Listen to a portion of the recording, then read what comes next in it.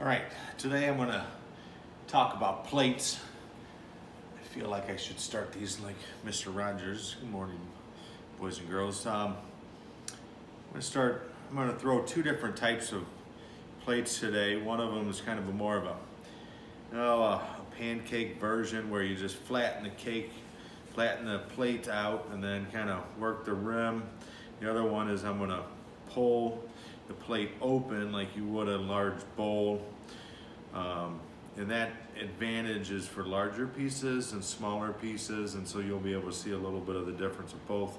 And then I'm going to work on going through some trimming process and some different bats and things that I might use while I'm going through the plate making process. So first thing, for a smaller plate, I'll typically throw on just a regular bat.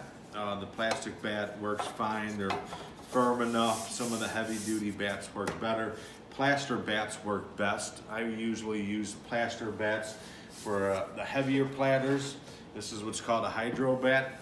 And what's nice about these is that when the piece is ready, they just pop off. You don't have to use a wire to run underneath there. I'll show you that in a little bit. But some potters will use wooden bats. Those work good. They absorb the water pretty quickly out of there. The problem with the plastic bats is that you have to get them off of here sooner than later to be able to allow that bottom to dry for an even consistency top to bottom. So typically that's why I'll work with small plates on a plastic bat. A little bit about plates. There's all different types of sizes depending on what you're used to, or depending on your eating habits. In the 1960s, 1970s, typically plates were around the 8-9 inch range. In the 1980s, 1990s, they started to grow into the 10 inch range. There's typically still between the 9 and 10 inch range in diameter in Europe, in European countries and stuff. And then in America, we have really grown into 11, 12 inch plates, and even the occasional use of chargers even be used as plates now, which run in the 12, 13 inch range. So today I'm just gonna work with a 5.5 pound piece, which will be your typical 11 inch platter through cone 10 firing. That's its heaviest shrinkage rate when you go through the higher firing. There's not much of a difference between cone 6 and cone 10, but there's enough there to make some type of significance. So think about that. Most of your shrinkage happens at the greenware stage, so you're going to see that happen. And then I'll throw a larger platter that's about a 12-pound platter, and that's going to be more of a decorative large platter centerpiece type piece. So I'll get started. This is my 5.5 pound piece. And on my smaller plate here, I'm gonna do a rimmed piece, and then my larger piece will be a non-rimmed piece. And really what that does, it gives you a little bit more of a surface area to use for eating. So again, we get back to this concept of form over function, function over form.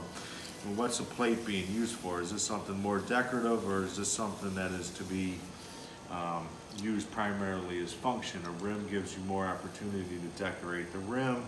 It doesn't give you as much space to eat off of, so those are things that basically rimmed plates are a little bit more decorative in their aspect and just their functionality and form, and then their appearance also.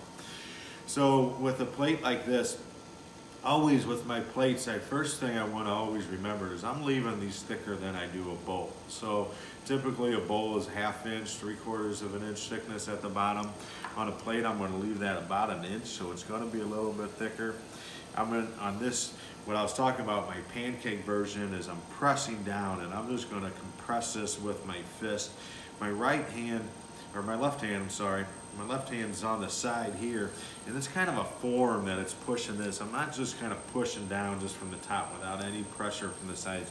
It's kind of helping to keep this stacked to where I don't get this edge here. So notice how it's straight up and down here, and that's really what I'm looking for.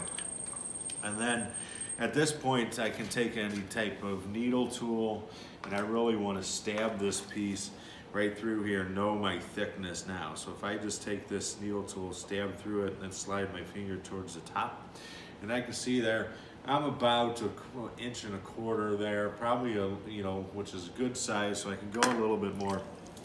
But I'm gonna just press down a little bit more.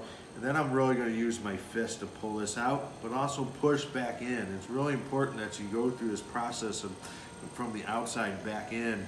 This relieves that pressure of the clay being stretched out to the outside surface and relieves the possibility of those S cracks. Not saying you won't get S cracks, that has a lot to do with drying also, but if you go through that process and kind of relieve that pressure, that will help a lot. All right, so I'm at the thickness that I want, and I've kind of pressed this back in, relieve that tension. Typically in this situation, I don't like the flexible ribs.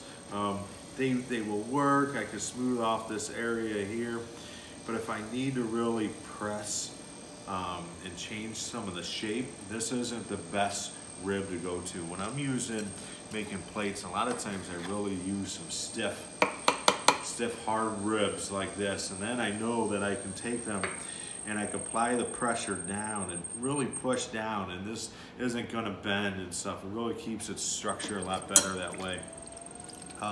But for this process with just smoothing this out, the flexible rib worked. There wasn't a lot of shape changing I had to do there.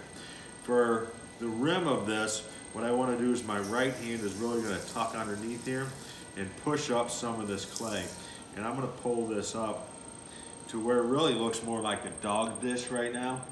And going through this process, this is really what I'm working with right here. This is just a profile cut of really what I have here. You can see it's really thick through this edge. It's thicker than through here than what it really needs to be. But you got to remember ahead of time, how much is this really going to thin out once we lay this over and it's going flat. I need some extra clay here to support that. If I don't have extra clay here, this is when that rim is just going to flop over and it's not going to suspend itself in air.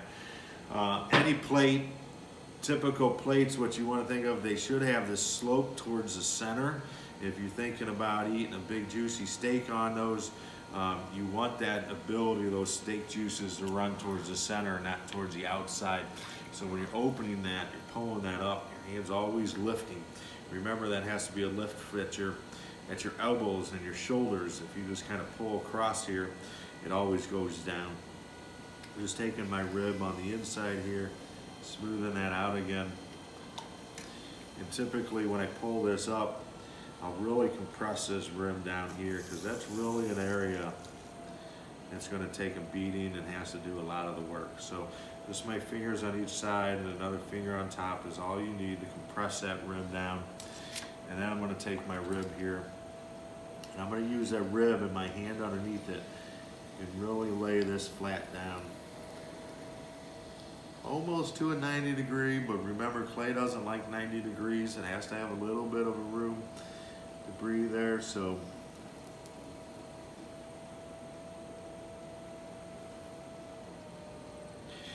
now, drying these is very important. You don't want to put plates underneath a fan or in front of a fan because they'll curl on one edge. They'll dry too fast. So typically just a regular drying routine, letting them sit out, lose that tackiness, and then covering them with plastic and really taking time with plates is important. The thickness on this is right because I checked that ahead of time. Another way to tell is that if I was to run my wire underneath there the way I just did, if I see that wire kind of make an indentation while it moves underneath the clay and I see the clay move, that's another sign to me that the clay is too thin. I'd rather have more clay on a plate and have the control and the structure than I would not. And so that way there might be a little bit extra trimming involved, but that's okay in that process. So that's a rimmed plate. That was about 5.5 pounds, and it measures out to be about 11 inches. For my next one here, it's going to be a little bit larger. It's going to be a 12-pound platter, and I'm going to go ahead and use one of these hydro vat.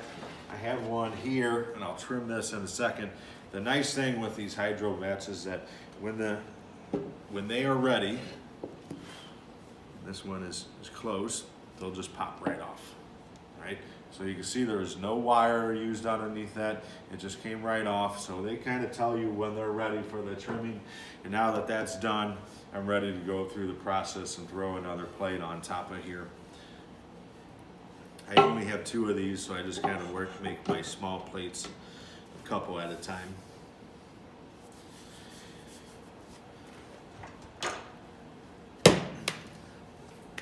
Now in a larger plate, platter, shallow bowl, however you want to put it, I'm going to think about this more of a pulling action and opening this up instead of that pancake action where I'm just pushing down on the top of it.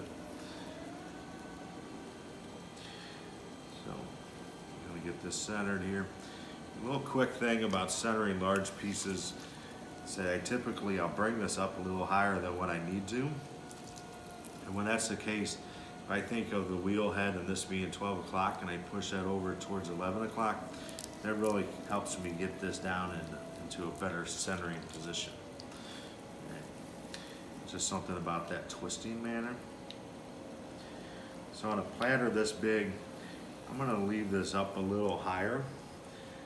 Doesn't mean that my base isn't going to go out further than this. I'm really making sure that base is straight up and down, just like I did when I did that pancake motion. So this one I'm just kind of using my finger and my outside hand. This one I'm going to open, so I'm going to go inside of here, push down to where I'm at inch thickness. Again, I want to take my needle tool and check that, push down and then slide up. So I'm right about there at that 1 inch thickness is what I ideally want to be at.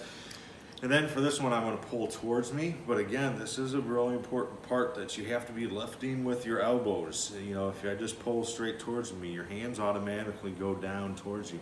So I want to kind of pull this up.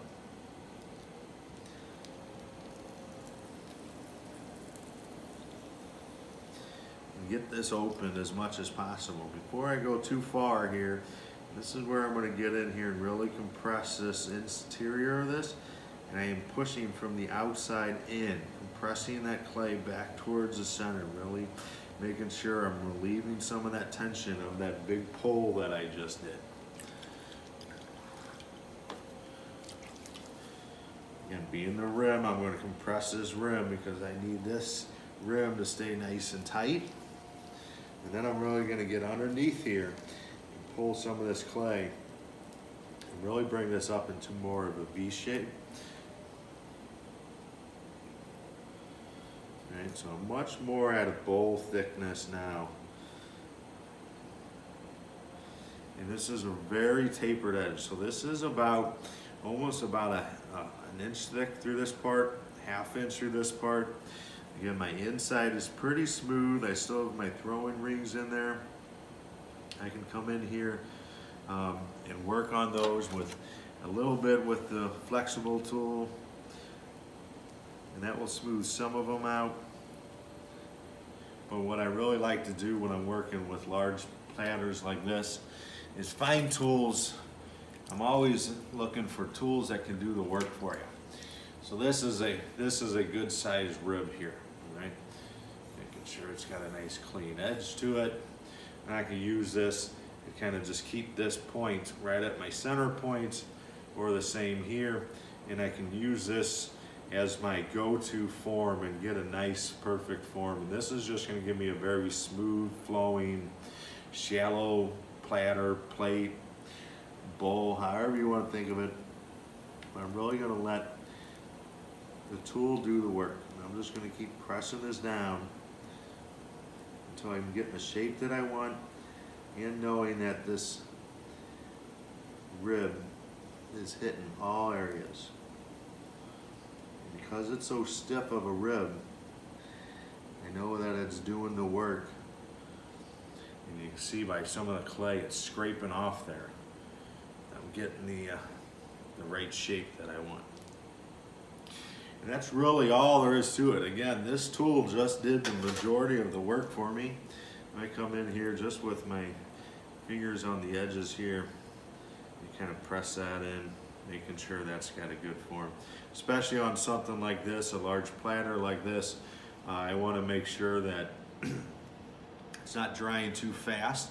So really just letting it get to that tacky stage, and then I'm gonna go ahead and cover these up.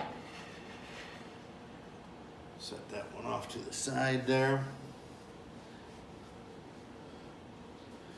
And let's go through some trimming of some plates.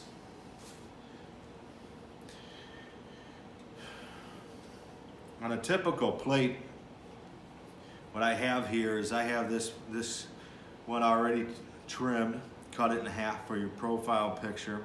So there's a couple things I want to make sure that are important aspects of you. One is that clearance underneath here. That clearance needs to be large enough for a glaze. I don't like my plates to be completely waxed on the bottom to where there's no glaze protecting there. So that's the important part of leaving that inch thickness bottom, so you can get these to lift up enough that you can put glaze underneath there. Especially in a school setting, kiln shelves are a little wobbly, wax kiln shelf, so the kiln wash is a little uneven sometimes, so that might grab a little piece of glaze there. So to make sure that there's enough distance there is important. And then it's also about the size of the foot. And I typically think of this as in thirds or in halves. I go through that process again, form over function, function over form. If the foot is too small, then it's going to just tip over. If it's too wide, then it's not going to give enough shadow effect, enough form being shown on the outside. So you kind of have to know where you want to be in.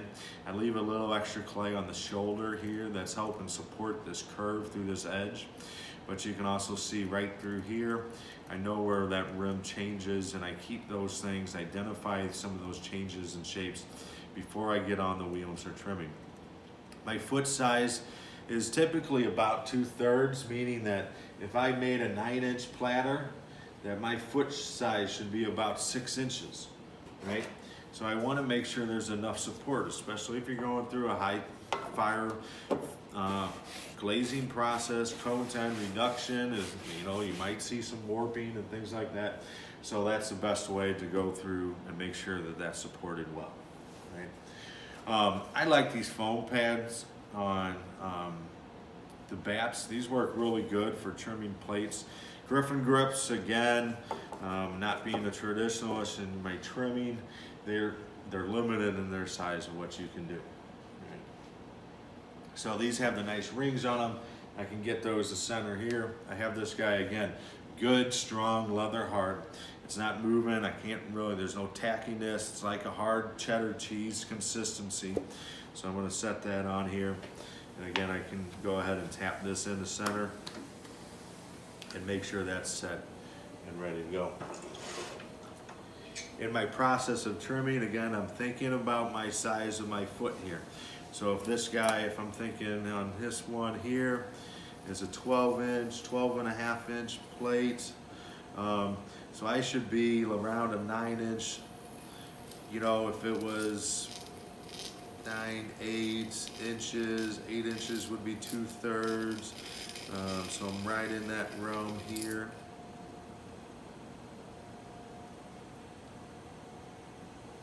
So my foot's going to support that right about an 8.5 inches on the outside. All right, and that gives me enough support here. If there's too much taken out of this area here, that's where you're going to see it collapse. Kind of, when I get started, tap on this and understand the noise that it's making, and that will kind of help me guide that thickness and how much I can take out as I go through the trimming process here. Plates, typically I like to start on the inside.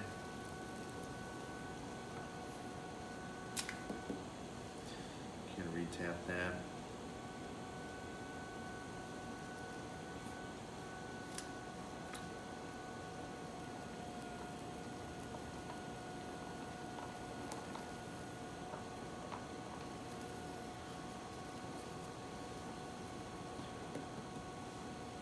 See much lighter and in its sound that it makes now. So now I know I'm getting really close. One of my friends does a good trick on this too. He puts a thumbtack from the inside up, and then that thumbtack has a certain thickness of the metal, and then he can hear when his trimming tool is hitting that thumbtack.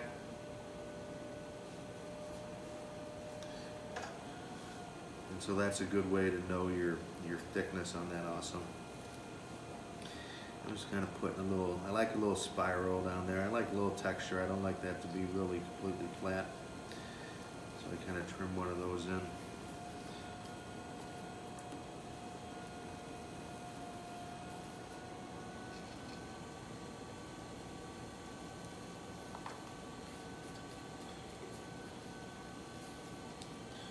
Alright, then if I've gone that's much, a good ½ inch on the inside here, if not a little bit more. So if I've gone that deep on the inside of the foot, then I know I can definitely go that deep on the outside of the foot. Now if we practice really good, we can get this to where it shoots a clay right in the water bucket.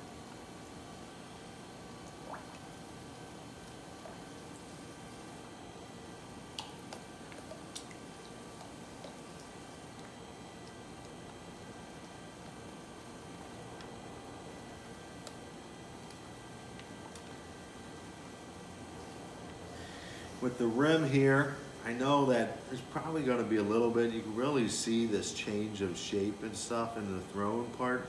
So I'm going to just emphasize that in my trimming.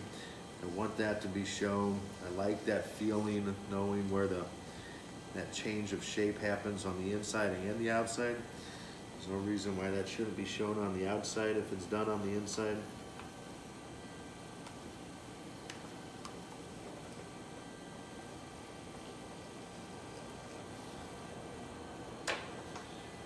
Again, move from the small tool to the big tool.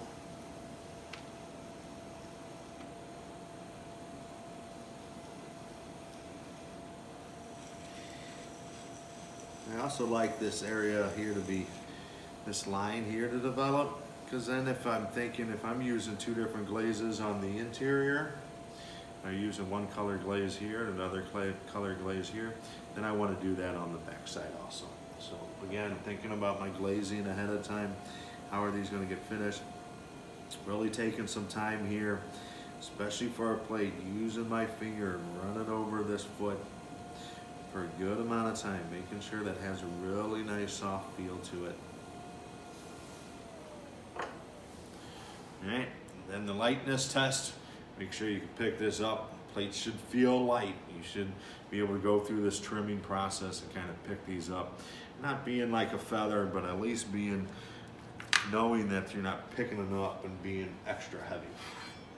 All right? On a larger platter for one of these, I would go ahead and use a larger bat, take off my splash pan and get it set up on here and go through that same trimming process. Use some clay lugs or a little bit of water to trim those down. This guy is just about ready. All right, so same thing. I'd go through that measuring aspect on that and get a large plate ready for those. So that will get you through the plate section of throwing on the wheel. Again, these can be very decorative or they can be something simple. Typically, again, 5.5 pounds is going to get you around that 11-inch mark, which is your typical American size plate. Again, if you have any questions, my name is Tony Borchardt. I teach at Fontbonne University in St. Louis, Missouri. And if you have any questions, feel free to email me and ask.